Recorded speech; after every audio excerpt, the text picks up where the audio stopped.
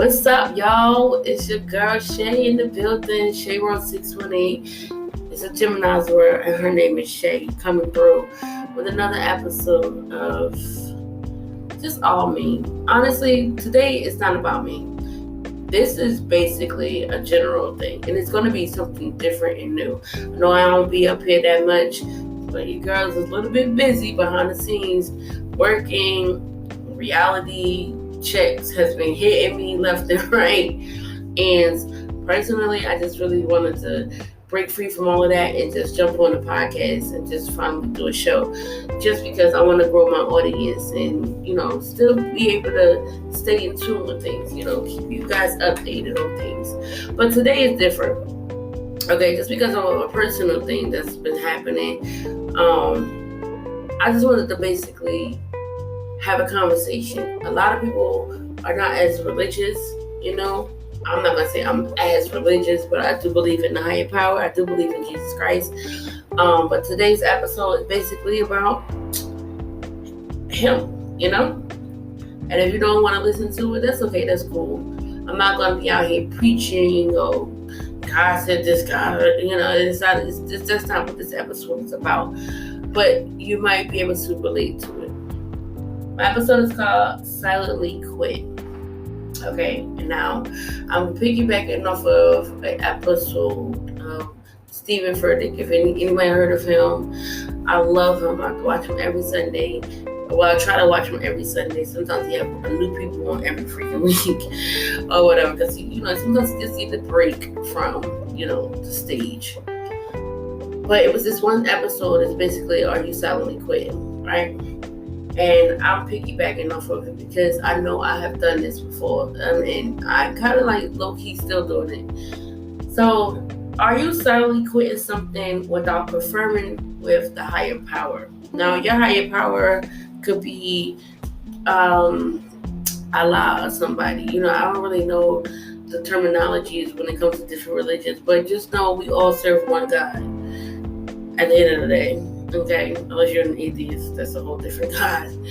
But we all can relate to a lot of things, you know what I mean? Like hatred, evil, all of that, blessings, prosperity, all of that, we can all relate to it. But silently quitting, let me get into it because I only got 30 minutes. You know how your girl is. Y'all, silently quitting. Are you silently quitting something without confirming with the higher power? Now, I say confirming with the higher power. Have you talked to God about quitting something that He gave you, that He offered you? If God gave you a blessing in disguise, right, and you decided to just drop the ball on it, like, did you confirm with God and say, like, I don't want to do this anymore? He obviously gave this opportunity to you, or this pretty much this challenge to you, because there's something greater from it, or you can learn something from it. Have you confirmed with God about not doing something that He basically put in front of you? I personally chose this topic because I tend to silently quit on a lot of things, and I don't know if that's a Gemini trait or whatever, but I always find myself getting into something, and a lot of people know on my regular Facebook page, Shay Crypto Williams, that I'm always getting into something. I'm a big hustler and all of that. In place that everybody knows that, like, if something happens, wise, I'm always jumping into something else. But sometimes it'd be a little too challenging for me to jump into something else when my reality is to stay in tune with this one project that I have in front of me. And it's like, how can I get past this obstacle when I don't even know which direction to go to? Sometimes you gotta sit back, talk to God, and ask Him, listen, I don't know which way to go. Can you help me, point me out in the right direction where I need to be? Like, I need to be able to see it. And sometimes a lot of people will quit because they don't see the direction. They don't feel the direction. At that moment in time, I think it's best that you stop, not quit, but stop in place and ask God for direction. Okay? If God don't answer you, that means you need to stay put. Okay? Something is about to happen. Don't jump the gun, because when you jump the gun and you tend to put yourself in a position that you can't get out of, you find your journey more challenging. And then next thing you know, I don't know why. What is this? What's going on? Why is this happening? And the whole time you should have just stayed put, because God didn't tell you what to do yet. He didn't tell you to move forward, move left, move left. He just didn't tell you to quit. He didn't tell you anything. You were supposed to sit right there and go through the journey. Whatever he put in front of you, you're supposed to sit right there and went through the journey, because there was something inside of it that you could have grasped and learned from. That is my biggest thing. I do not do that. I normally kick myself in the ass and be like, damn, I should have did this, I should have did that, I should have, should have, could have, would have. And I'm always like, well, maybe next time, maybe there may not be a next time. You know what I'm saying? So that's why I'm like, are you silently quitting something without going to God? Now, this goes into many different ways. You can talk about your spirit. You can talk about, a diet. You can talk about a job. You can talk about all kinds of things. But they all come into play. Did you go to God for answers? Did you go to God and pray about it? Did you go to God and just praise Him? Just praise Him. Thank you, Lord, for just giving me this opportunity. I don't know what it's going to bring out of me or what you have in store for me, but thank you for this opportunity, for just giving me a chance. I don't know. It's very, very challenging right now, but I'm going to figure it out with your help, your blessings, move me forward. Stuff like that. You just need to go to God and just talk to Him and tell Him, like, listen, I know I've been, like struggling, stressed out, and worrying about things, not coming to you about things and stuff like that. But right now, I just really need the answers. I really need, to find my way. And that's how I feel right now. Now, I've been talking about my journey of when I moved here and, the death of my ex-boyfriend and, my car being repoed, like, lights about to get cut off with a shut-off notice. Like, I was going through a lot. Mad shit just happening emotionally all at once and stuff. And I'm just looking like, why the fuck is this happening right now to me? And I take it as God stripped me so I could have a better beginning. Now, a lot of people will take what I'm going through as God don't love me, God don't care about me. No, God really loves you. He loves the shit out of you. And I'm going to go deeper into it because, for instance, like, I was having trouble with my car from the beginning, right? Not from the beginning, but like going towards the end before it got repoed. And I asked God, I said, God, I need a better opportunity. I need a better way, with this car. I need help with this car. I even posted about it on Facebook too. Like, I don't know what I'm going to do about this car. I don't know if I'm going to be able to keep up with this car or whatever. But whatever you do with it, like if they come and get it right now, just give me just a day or two until I move into my new place. And I did. He did that for me. And under the circumstances, I only could work at McDonald's. So being that I got into McDonald's, I was able to still bring in some type of income. You know what I mean? Like, because the rent here is high as hell. And if I didn't have a job, I wouldn't even be in this place. I'm telling you right now, God is so good and so real. I don't know if I expressed this to you before, but before we even moved here, we was on the limb. Like, our lease was up. My landlord was on some bullshit. Like, he didn't want to keep us there because he knew that my Section 8 was running out, because I had already placed a transfer, started a transfer. So once that started, there was no going back, pretty much. I don't really know how that works. I just know that that's what Section 8 was telling me then, because they're not really accepting people anymore. In Scranton, Pennsylvania, they're more like trying to push people out because of the budget, which is understandable because nobody really want to be on this shit forever. I'm telling you right now. But long story short, when I did the move, I was trying to go to Florida, which was a struggle. Now, it's a 17-hour drive, and I wasn't trying to do that with my car because that's too many miles, and I was having car issues. I wasn't trying to get stuck nowhere in any state. Trying trying to work the money up to move my car, which is $2,000 just to move the car, then getting the U-Haul money and all of that. That was a struggle, Then having the deposit for the apartment, Section 8 was taking forever with my paperwork. I kept calling and leaving messages, nobody calling me back, which was really odd for me. So I was like, what the hell is going on? I'm like, this has never happened before.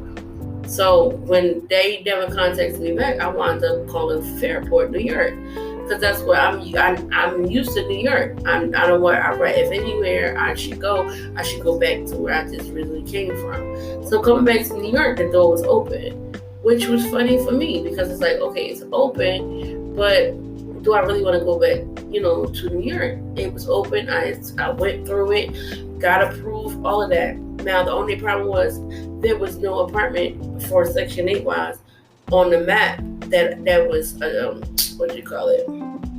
affordable for me at the time. And I'm like, well, I don't know, Lord, what I'm going to do. I might have to go with my kid's father. And anybody knows me and my kid's father, there was a lot of things that was going on, a lot of discrepancies that was going on. And his other kid's mother, not to bring her up, but like she was living there at the time.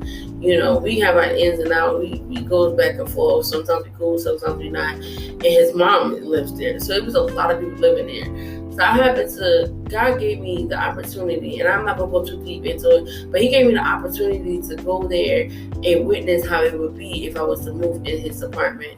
And I am so grateful and thankful that I didn't have to go through that. Now, I applied to a few places that I knew was accepting applications, but had a year to 18-month list, and I knew only had 2 months to find something, or my Section 8 voucher was going to expire. But I took it and I went with it anyway, and that was only for God telling me, apply for this, apply for that, apply, do this, do that, and I went with it. Lo and behold, God answered my prayers. The place that I went to was booked and full, and like where I'm at right now, it was full, honey, full. Now, when it was time to literally move, I would say 2 weeks before my lease ran all the way out, okay? All the way out. And I asked my landlord, if he could just extend it for 1 more month, because Florida, they were just getting ready for a hurricane, so thankfully I didn't go there. I still ain't getting no word from them. The area that I was going to St. Petersburg, Florida, okay, which is right next door to Tampa. They had a real bad hurricane. Thankfully, again, I'm thankful, grateful that I did not go to St. Petersburg, Florida in September. So I asked my landlord if he could do an extension for just 1 month, just 1 extra month, because I had 2 months with Section 8 in Pennsylvania or whatever. And he said, yeah, okay, cool. Took the money, even though he had raised the rent, he's kept it at the rent that it was. Cool. All right, cool. And it gave me enough time to clean up the house, make more money, the whole 9 yards. So the apartment that I'm in now, lo and behold, they called me back, asked me, because I was getting ready to move in with my kid's father. We already had got rid of all the furniture except for a bed, deep freezer, some clothes, some boxes, and some other stuff. Right? We was already throwing out stuff since May, and each week we throw out a bed, we throw out a couch, we will throw out something, you know what I mean? Like, because we couldn't afford the dumpster people to come to get it at the time, or not even a U-Haul to take the furniture from here to wherever I was going. At the time, I thought I was going to my kid's father's house, so I didn't think of nothing of it. Then they called me back, baby, telling me that this is all a blessing. This is not a silent quit. When they called me back and told me that someone had literally just moved out of this apartment. Now, this person, I don't know who they are. They was facing eviction, as many were in this complex, for back rent. During the pandemic, they wasn't paying their rent, and they caught up with them, and they finally took them to court, and they was facing eviction. So they moved out before they even get a chance to, before they got the eviction notice. Never do that, ever. But, because you got to fight your chance. So they called me and told me, yeah, we got a 3-bedroom for you, yada, yada, yada. It wasn't like that, but I was so excited. I said, what? She said, yeah, when can you come in to sign the paper or what? I'm like, well, I'm all the way in PA. She's like, yeah, we can do everything through email right now, but you do have to come here to sign a lease. It's a baby, you couldn't tell me nothing else. I took my car, because my car at the time was going back and forth to the shop all September. I don't understand it, but August and September was like the worst months I could have right before moving. I got into a car accident in July. That messed me all the way up. I mean, not that the car was damaged at all, but because it was in a car accident and it was financed and I was doing Lyft, I had to go through the proper protocol. Like, I went through mad shit with that car and it set me back a lot, money-wise. So when she called me, I said, yeah, I did everything through email, fax, whatever she needed. And I went up there to sign my lease on the end of September, but she dated for October 1st. And that was that. What? You couldn't tell me nothing better. I mean, I moved up here I wound up getting money for the U-Haul, lo and behold, and I saved my deep freezer, my one bed, and we got a 3-bedroom place. So I'm on one bed, boxes, and a whole bunch of clothes and stuff. Like, I was like ecstatic. I was ecstatic. Like, I was so happy to be in my apartment and, not go through the struggle anymore. But then, as soon as I get here, again, car issues, not too bad, but it had little car issues. And my ex-boyfriend had got murdered. And, and I don't want to go too deep into that because it's still sore. But I just want to say how good God is. However, instead of appreciating the blessing continuously, but, after the murder, the landlord sent in, take my deposit, cussing me out through text messages, and sending me a certified mail saying I owe him $1,399.99. Like, are you kidding me? You want to say $1,400? Like, are you kidding me? It's like, how could you say that? I got proof that I did what I'm supposed to do. You're gonna tell me that the wooden floor had paint on it when that's the same paint that was there when I first moved in? I just don't have proof of that part. But I was like, you're not about to do that to me. You send me a fake bill, okay? Then you send a check, a print of a picture of a check, as if you sent it to the people. You give me an estimate. That's an estimate. That's not a bill. You have your own corporation. You have your own people that you can use, that you use for repairs and maintenance and stuff. You did not go outside of them. He had an actual company on these paperwork. I said, this is an estimate. This is not what you did. Like, I'm like, listen, you want to talk? We can talk about the mold that got me sick, okay? And from the basement, being in it prolonged, working out and all this. Like, it's a lot of stuff. Like, my son having breathing problems from us being on the first floor. You sold the house with mold on it. You covered it up. When I first came to PA, I seen the apartment as it was before he fixed it up. And at the time, we had nowhere to go either. So I just was like, okay, I trust you. I seen your other units. Your other units look nice. I trust that you're going to get it done. And that was that. Came to PA, moved in. It looked nice. Only thing about it is the damn floor. Like, that I could complain about. The floor, the attic wasn't done. I ain't worried about that. But in the basement, we had hella junk in it that I got to get rid of. The floor, however, did not have a double floor. You can hear my whole conversation throughout the house. But that's neither here nor there. The silent quit part was, after moving up here and having to go through a lot of shit, I went through a Great Depression. A real deep depression the end of last year. Now, mind you, I moved here in October. I don't ever want to go through the experience again, losing somebody, then almost losing everything in your apartment. Like, God, basically, I put it like this. Even though everybody has a responsibility, right? You gotta be accountable for your actions and stuff like that, right?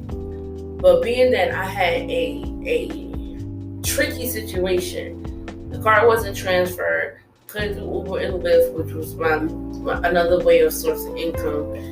I was able to do Spark, wasn't making much of that. Okay, I was able to do Instacart, wasn't making much of that, and working at McDonald's overnight. At the time, that's all I could do when it comes to my kids' schedule. They had to be to school at different times. So I did what a mother's supposed to do. She kind of like sacrificed, and I did. So I'm only bringing but so much income, a week. With that being said, that wasn't enough to cover the car insurance, the car payment, gas and electric, the rent, the utilities, everything, all the bills, pretty much. Keeping the phone on, all of that. So I went through a silent quit. I literally was giving up. I gave up on the fact that I can get my car, have my car. I gave up the fact that, I can have my car a little longer if I just pay, something down on it. I gave up the fact that I can, find another job that was beneficial to my kids' schedule. I was just giving up. The house was a mess every day. I was like, excuse me, my son is in the bathroom with me. The nerve.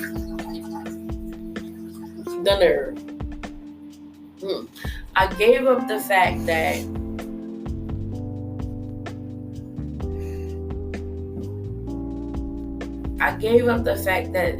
life is never meant to be perfect. Okay? I almost gave up my religion, because I felt like God gave up on me.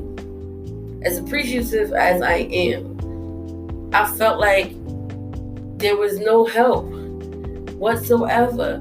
Food stamps, man, that was a hassle. I'm just now getting food stamps. Even though, again, I never want to be on this stuff longer. Pull it out. I don't want to be on this stuff any longer than I have to. I just feel like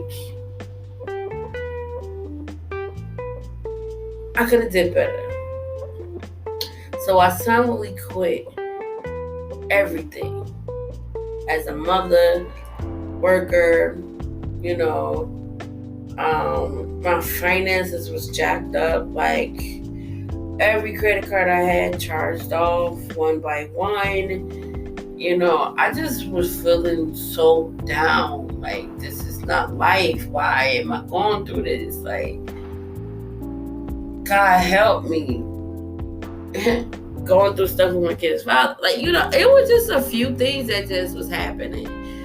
And I just gave up. And I say, God just stripped me from all the things that, because God knows you. God knows your every move. God knows what you're going to do, say, all of that stuff. So let me just strip you right now. Strip me from my car, okay? Strip me from my main finances, all the finances I had. Strip me from all of that. Strip me from, like, the furniture and stuff, I want to say. Everything I did, I feel stripped, right? I have nothing right now. I have no car. We have laundry that's piled up, okay, just sitting there. I have one job, thankfully I do. And I haven't been on my beauty, I haven't been, like, pretty, at least that's how I feel. And I haven't been able to save any money because I don't have any. All I have is McDonald's, which is really funny because they give me, and at this point, they feel like they just give me whatever, take me off the schedule whenever they feel like it. I feel crazy, but I know that better things is gonna happen real soon. I know God. I know once He put you in a certain situation, just get ready to be prepared for a blessing. Get ready to be prepared for a blessing. And that's how I feel right now. I have my Shea Goddess sweat cream that I have revamped. Okay. I have to do marketing, it's so much I gotta do right now when it comes to that, the business. But I did my taxes. A lot of people didn't get nothing back. I can just vouch for that. That's a true statement. A lot of people did not get nothing back. So I can't really afford anything as of right now. Like, if I'm trying to get a car, I can't really do that. So I'm going to do the rental, the Uber, then I make money towards that, save up for the car, get my furniture, get us off the floor, and then I just probably invest in, because that's one of my things. I was going to invest $2,000. I can't even afford $2,000. Probably do $500. And I'll just invest, I'm praying I'm able to go on a business trip or something like that this year. I pray that Primerica get me through. I don't know. I just know I'm sitting here complaining, silently quitting yet again, and praising God at the same time. Because other than that, you still have to be appreciative no matter what. You got to be appreciative no matter freaking what. Don't silently quit, because you silently quit, then you give up on your opportunities, the blessings that He may give you, that He will give you. You quit right now, you're not going to see the end of the journey. I've met some great people throughout this whole process. These Rochester people out here. And I want to say I haven't been networking or whatever, but I'm not ready to put my business out there anymore. I don't know. I guess I gave up on that too. I say I'm ready to put the Shea Goddess out there, but then I look at my marketing and what I have been doing, the trial period. I haven't been doing nothing when it comes to Shea Goddess. And that's not the plan. That was never the plan. The plan was to get here and jump straight on it as soon as I got here. But I was uncomfortable. I felt abused. I don't have the support team like I thought I would when I moved here. I just need somebody to help me, push me, go to the gym. I thought I had a trainer. I definitely don't have that.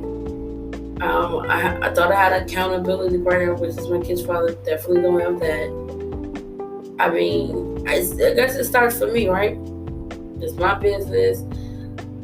I need to work on the diet. I need to work on the gym. I guess so. I don't know. We'll see. In the meantime, I'm about to get off of this.